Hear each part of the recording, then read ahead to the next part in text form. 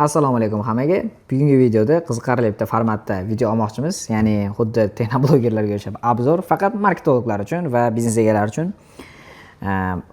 Katta ehtimol bilan bu videoni ko'rishni bosdingiz, chunki qiziq sizga mana shu mahsulotni qanaqa ishlashi va undan qanday foyda olishingiz mumkinligi. Bu chista investitsiya deb qaraydigan mahsulot deb olsak, bu o'zini qanchalik oqlaydi va biznes egasi yoki marketolog yoki bloger, content maker uchun qanaqa foydali bo'lishi haqida plus minuslarni hammasini aytaman. Men Ray-Banning qanaqadir ambasador emasman yoki Meta bilan qanaqadir ishlamayman.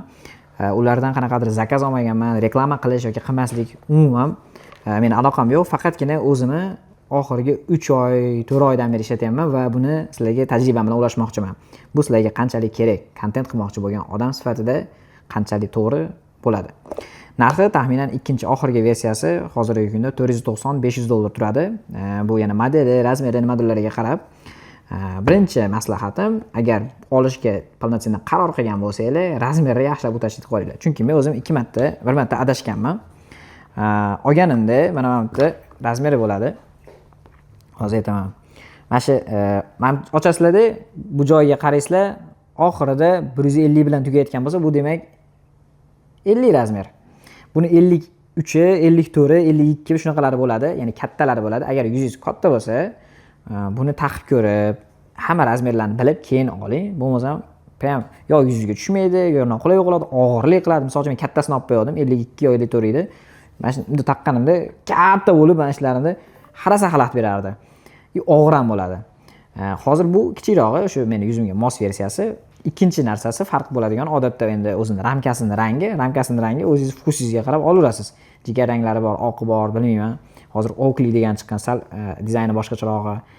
Bu eng standarti va ommalashgani. Bu dunyo bo'yicha o'zi Wayfarer degan model Ray-Ban'da. Men qora ochki taqsim ham shu modeldan taqardim, chunki yuzimga mos keladi. Bu eng standarti. Iloji boricha, yana bitta tavsiyam, standartroq narsa olganingiz yaxshi, конечно. Keyin agar vdруг sotkingiz kelib qolsa yoki pul kerak bo'lsa, sotish oson bo'ladi. Hammaning ko'pchilik yuziga tushadigan standart razmer va shakl. Yana bitta tavsiyam oynasi. Endi buni har xil oynaliklari bor. Oppoq oyna bor, mana xuddi shunga o'xshagan. Keyin xameleon bor, keyin qora bor. Agar ko'chada ko'p yursangiz, kechki payt ishlatmasangiz deyarli, unda qora olganingiz yaxshi, конечно. Bo'lmasa faqatgina syomka qiladigan apparat olib qoladi xolos. Ya'ni buni 50 keladi o'zi, 50% syomka qilsa 50% ochki vazifasini o'tash kerak.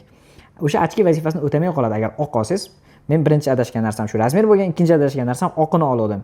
Tipa men kechki payt yursam, qorayib yoki odamlarda oldida qora ochki taqib olib, qanaqa syomka qilaman, qanaqa ko'rinaman deb xijolat bo'lib, oqini olgandim. Tipa kompyuterning ochki bo'ladi, lekin funksionalnost syomka ham qiladi deb. Lekin oqi vashi бесполезный. Просто tak kamera bo'lib qoladi xolos. Ya'ni chista kamera maqsadi bo'lib qoladi oqida. Bu hozir xameleoni, ya'ni quyoshga chiqsa qorayadi, boshqa payt oqarib turadi. Hozir endi quyoshda emasmiz, oqib turibdi. No, принципе, quyoshga chiqsa qorayadi. Men eng bu ham o'rtadagi optimalniy решение deb oldim. Lekin aslida hozir ham o'ylayman, qora olurmagan ekanman deb. Chunki yana baribir oxir oqibat oddiy kameraga aylanib qolyapti. Ochki sifatida foydalana olmayapman. Chunki ham quyoshning tagida turish kerak, qorayish uchun. Mashinada masalan ketayotgan paytda taqa olmaysiz. Quyosh tushmaydi yuzingizga, qo'llaringizga, atroflarga tushib turadi. Siz qora ko'rmoqchisiz dunyoda, lekin qoraymay turaveradi. Shunisi g'ashimga tegadi. Masalan, agar realniy ochkini yaxshi ko'rsangiz, qora ochkini yoqtirsangiz, men misol uchun qora ochkini yaxshi ko'raman, chunki quyosh ko'zim juda ham ta'sirchan, ko'chada yurganda iloji boricha ochki taqaman. Va qora zamanga o'sha ta'sirchan bo'lsa ko'zingiz, обязательно faqat qorasini olavering. Kerak bo'ladi, uni sotish ham oson bo'ladi, u qulay ham. Endi kontent jihatga o'tadigan bo'lsak, demak tanlash o'rganib oldik, razmeriga qaraymiz, shishasiga qaraymiz, o'zining dizayniga qaraymiz. Qolgani o'sha ba'zi narsa, men idishi hammasi bitta narsa. Kontent qanaqa qilsa bo'ladi. Hozirgi paytda kichik bizneslar, kichik content makerlarga, endi blogini boshlayotganlarga juda ham ideal variant. Nimaga? Agar telefonda olib qaraydigan bo'lsak yoki kamerani olib qaraydigan bo'lsak, telefon bitta eng qiyini. Birinchi selfida olinadi, keyin bunaqasiga olinadi. Odatda blogerlarning evolyutsiyasini aytaman sizlarga. Birinchi oddiy qilib gapirib ko'chalarni olinadi, keyin selfie qilib frontalniy kamerada olinadi, keyin bu tomonga kameraga bunaqasiga olish 0.5 ta olish boshlanadi evolyutsiya bo'yicha. Ana undan keyin kameraga qarab olinish boshlanadi kontentlar. Eng qiyini kamera, chunki kamerada ham o'zingizni ham ko'rmaysiz, uzoqda ham bo'ladi, atrofingizda odamlar ham bo'ladi kameraga qarab turadigan. kamera biroz his qilasizki, to, что bu kamerani ortida minglab odamlar ko'rishi mumkin. Juda ham hayajon bosadi, qiyin gapirish. Odam o'zini tutirish, xarizma chiqarish juda qiyin. Evolyutsiya bo'yicha shu qiyinlik darajasi bo'yicha. Endi eng osonlardan bittasi bu. Chunki siz nifiga hech narsa o'zgarmaydi. Kamerani ko'rmaysiz, boshqa narsani ko'rmaysiz. Hayotda qanaqa ketayotgan bo'lsangiz, shuni gapirib, gaplashib ketaverasiz. Mana hozir yondi, har taqqanda yonadi. Ketdi, syomka ketyapti. Mana bu ozgina o'chib yonadigan joyi bor. Shuni ham hozir Malikada chiqibdi odamlar, sindirib olib tashlab berar ekan. Hozir syomka qilinadigan paytda uni o'chirib bo'lmaydi. Mana shu joyi yonib, chirog'i yonib o'chib turadi. Hozir mana syomka ketyapti. Bemalol mana shu vaqtda qanaqadir gapni gapirib berishim mumkin, qanaqadir chiroyli manzaraga qarab olib, ekspertning kontentini olib borsam bo'ladi. Keyin yana bitta qiziqarli fakt sizlarga, Instagram kompaniyasi Meta o'z-o'zidan Ray-Ban bilan hamkorligida qilgan buni ishni.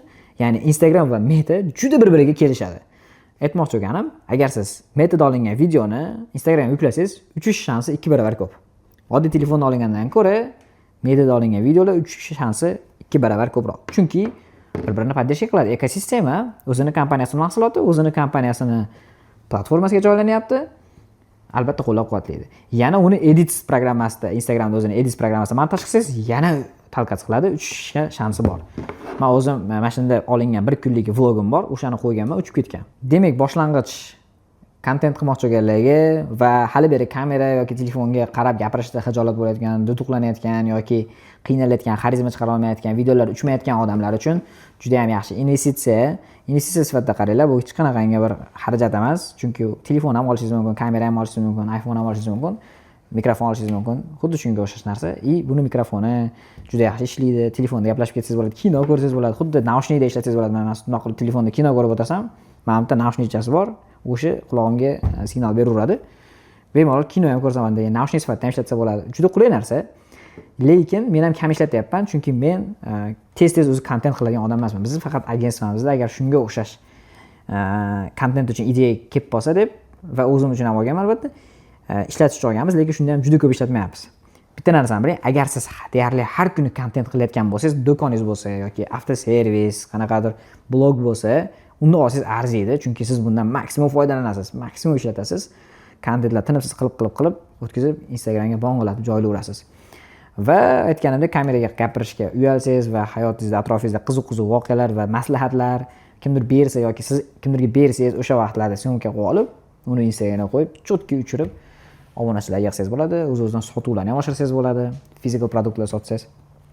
Shu tomonlama juda ham ideal produkt va aytgan minus-pluslarimni hisobga olib, agar ishlatadigan bo'lsangiz, xarid qiladigan bo'lsangiz, foydalanadigan bo'lsangiz, albatta produkt sizga juda ham yaxshi baraka olib keladi inshaalloh. Shunaqa gaplar. Agar foydali bo'lgan bo'lsa, kichkina obzorchamiz sizlarga ham obuna bo'lib qo'yinglar yoki like bosinglar. Bu video YouTube'da ko'ryapsizlar katta ehtimol bilan. Yana boshqa qanaqa obzor kutgandinglar? Programmasi bor o'zini, oddiy, sodda. Bu yerda bitta shu knopka bor, zapis qiladi va rasmga oladi, syomka qiladi. Bo'ldi, boshqa hech narsasi yo'q. Agar qo'shiq eshitayotgan bo'lsangiz, ya'ni telefoningizdan qo'shiq qo'yib olib, bunda eshitib o'tirgan bo'lsangiz, mana bundan pastlatib balandlatsa bo'ladi qo'shiqni. Bu yoqqa qilsa balandlatadi, bu yoqqa qilsa pastlatadi. Bo'ldi. O'zi programmasi yuklab olganingizda sirasi o'rgatadi. Shunaqa 4 ta 5 ta funksiyasi bor xolos. Asosiysi shu, kontent qilsangizgina oling, investitsiya qiling, chotki narsa.